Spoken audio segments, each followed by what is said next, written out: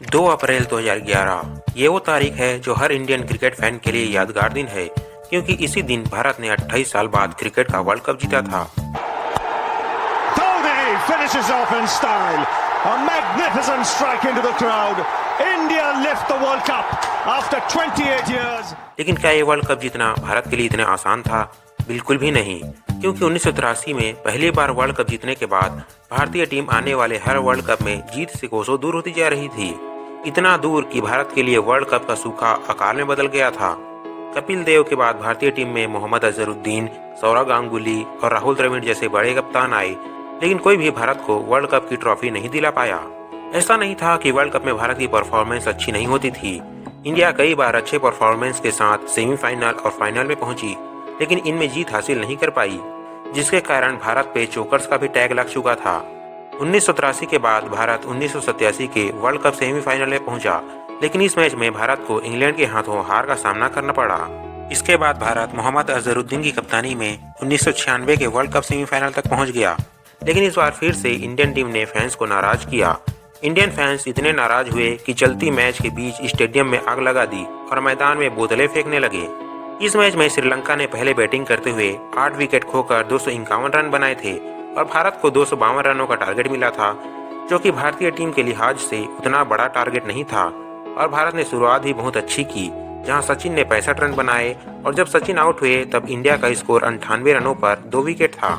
लेकिन इसके बाद भारतीय टीम सूखे पत्तों की तरह बिखर गई और मात्र 120 रनों के स्कोर पर भारत ने 8 विकेट खो दिए। ये देखकर भारतीय फैंस पूरी तरह गुस्से में आ गए और स्टेडियम में आग लगा दी और बोतलें फेंकना शुरू कर दिया।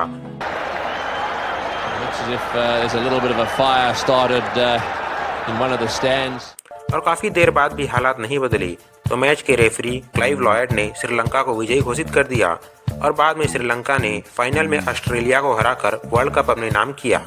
इसके बाद आता है साल 1999 का वर्ल्ड कप, जहां भारत का सफर कुछ अच्छा नहीं रहा और अपने शुरुआती मैच साउथ अफ्रीका और जिम्बाब्वे से हारने के बाद सुपर 6 के मैचों में ऑस्ट्रेलिया से हारकर भारत सुपर 6 से बाहर हो जाता है। अब तक भारत की कप्तानी मोहम्मद अजहरुद्दीन के हाथों में थी, लेकिन 2003 के वर्ल्ड कप के लिए भारतीय टीम की कप्तानी मिली सौरव गांगुली को, जहां उनकी टीम में अब तक के सबसे बेहतरीन खिलाड़ी मौजूद थे। जहां सचिन और सहवाग की ओपनिंग जोड़ी थी, वहीं राहुल द्रविड़ और सौरव गांगुली, युवराज सिंह और मोहम्मद कैफ मिडिल ऑर्डर को मजबूती दे रहे थे। वहीं बॉलर्स में अनिल कुंबले, हरभजन सिंह, आशीष नेहरा और जहीर खान जैसे बड़े नाम शामिल थे। टीम इंडिया को देखकर ऐसा लग रहा था कि ये वर्ल्ड कप जीतने के लिए ही आई है, और हुआ भी कुछ ऐसा ही, जहां भारतीय टीम ने अपने शानदार प्रदर्शन के साथ वर्ल्ड कप के फाइनल में पहुंच गई, जहां उनका सामना होना था ऑस्ट्रेलिया से। फाइनल में ऑस्ट्रेलिया ने पहले बैटिंग करते हुए रिकी पॉन्टिंग की नाबाद 140 रनों की पारी से 359 रन बनाए और भारत के सामने 360 रनों का विशाल लक्ष्य खड़ा कर दिया। इतने बड़े स्कोर का पीछा करने उतरी टीम इंडिया मात्र 234 रनों पर ऑल आउट हो गई। हालांकि वीरेंद्र सहवाग ने 82 रन बनाए, लेकिन इतना काफी नहीं था और भारत ये फाइनल 125 रनों के बड़े अंतर से हार गया। एक के बाद एक वर्ल्ड कप हारने के बाद इंडियन टीम के ऊपर चोकर्स का टैग लग चुका था, जहां इंडियन फैंस से लेकर इंडियन टीम में भी निराशा साफ देखी जा सकती थी। इसके बाद आता है साल 2007 का ओडीआई वर्ल्ड कप, जहां इंडियन टीम की जिम्मेदारी मिलती है राहुल द्रविड़ को। और इस बार भी भारतीय टीम में 2003 वर्ल्ड कप के लगभग सारे प्लेयर्स थे और साथ में थे महेंद्र सिंह धोनी। लेकिन भारत के लिए ये वर्ल्ड कप भी किसी बुरे सपने से कम नहीं होने वाला था, जहां भारत अपना पहला ही मैच बांग्लादेश जैसी छोटी टीम से हार जाता है, और ये भारत के लिए काफी शर्मनाक बात थी। हालांकि इसके बाद खेले गए बरमूडा के साथ मैच में भारत ने शानदार बैटिंग करते हुए 413 रन बनाए और जीत हासिल की, लेकिन अगले मैच में भारत को श्रीलंका के हाथों हार का सामना करना पड़ा और भारतीय टीम वर्ल्ड कप से बाहर हो गई। यहाँ से टीम इंडिया को काफी क्रिटिसाइज किया जाने लगा और पूरा देश इंडियन टीम से नाराज हो चुका था। लेकिन इसी साल हुए पहले T20 वर्ल्ड कप में धोनी की कप्तानी में मिली जीत ने इंडियन फैंस के जख्मों में मलहम लगाने का काम किया और इंडियन टीम एक बार फिर से पटरी पर आने लगी।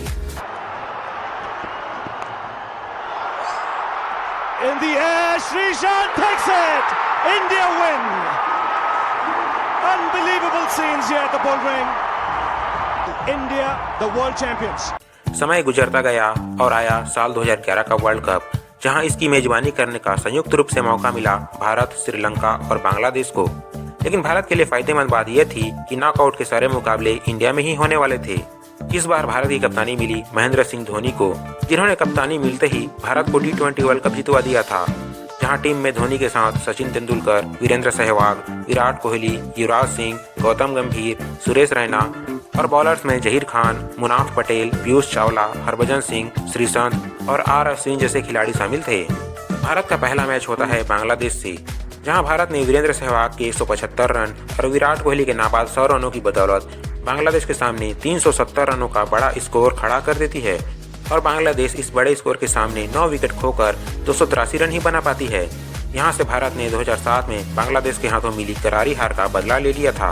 भारत का दूसरा मैच होता है इंग्लैंड से और सचिन के शानदार शतक के साथ भारत इंग्लैंड को 339 रनों का बड़ा लक्ष्य देती है, लेकिन एंड्रयू स्ट्रास के 150 रनों की शानदार पारी ने इस मैच को टाई करा दिया।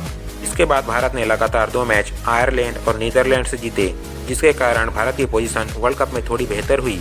लेकिन इसके बाद हुए साउथ अफ्रीका के साथ मैच में सचिन के शतक के बाद ही भारत को हार का सामना करना पड़ा।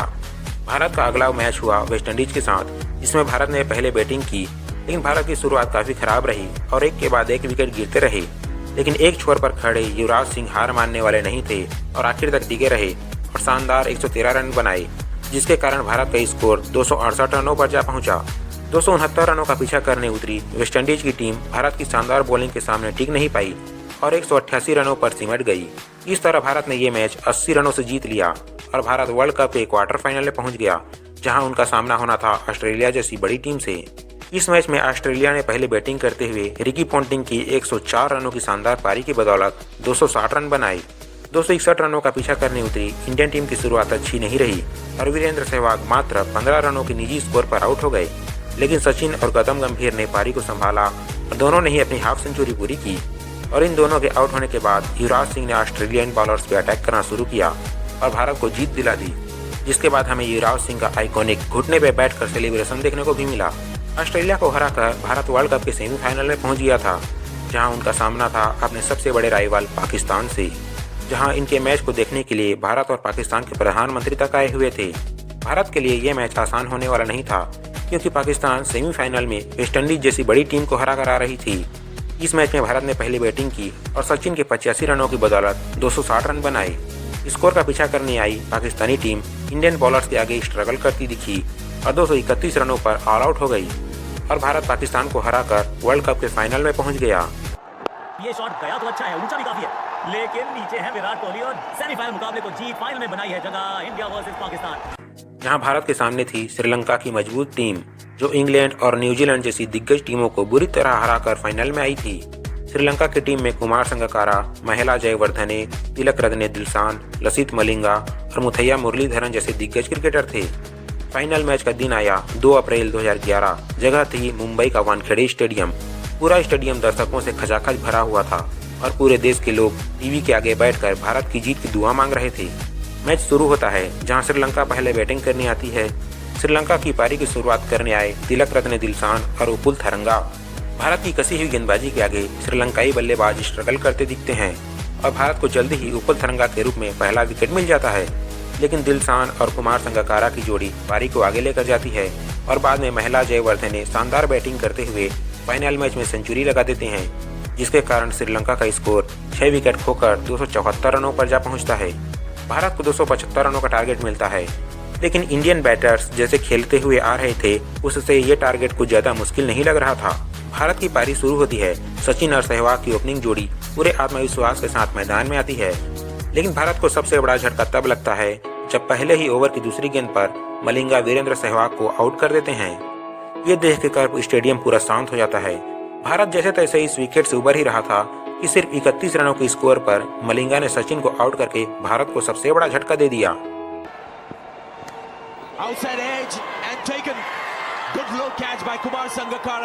सचिन के आउट होने के बाद मानो भारत की आधी उम्मीद खत्म सी हो गई। खिलाड़ियों से लेकर दर्शक सब समझ ही नहीं पा रहे थे कि ये क्या हो रहा है।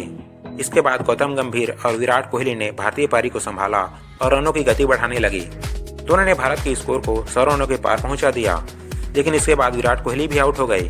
फिर आए इंडियन कैप्टन महेंद्र सिंह धोनी। धोनी का अपने आप को बैटिंग ऑर्डर में प्रमोट करना हर किसी को अजीब लग रहा था, क्योंकि धोनी से पहले युवराज सिंह आते थे जो अच्छी फॉर्म में थे। वहीं धोनी का बल्ला इस वर्ल्ड कप में अब तक कुछ खास कमाल नहीं कर पाया था, लेकिन धोनी का ऊपर आना सही साबित हुआ। गौतम गंभीर और धोनी दोनों ने ही तेजी से रन बनाए और भारत को जीत की ओर लेकर जाने लगे। गौतम गंभीर जो एक छोर को संभाले हुए थे और 97 रन बना चुके थे, लेकिन वो अपना शतक नहीं बना सके और आउट हो गए। और गंभीर ने अपना काम कर दिया था और भारत को जीत के करीब ले गए थे। इसके बाद धोनी और युवराज की जोड़ी ने पारी को आगे बढ़ाया और 48वें ओवर में कुलशेखरा की दूसरी गेंद पर धोनी ने विनिंग 6 लगाकर भारत को 28 साल बाद वर्ल्ड कप जितवा दिया। Finishes off in style. A magnificent strike into the crowd. India lift the World Cup after 28 years. The parties start in the dressing room. तो ये थी भारत की 1983 के बाद 2011 वर्ल्ड कप जीत तक की कहानी। बाकी आपका फेवरेट क्रिकेटर कौन है कमेंट में बताएं। हम मिलते हैं अगले वीडियो में। The party begins in Mumbai.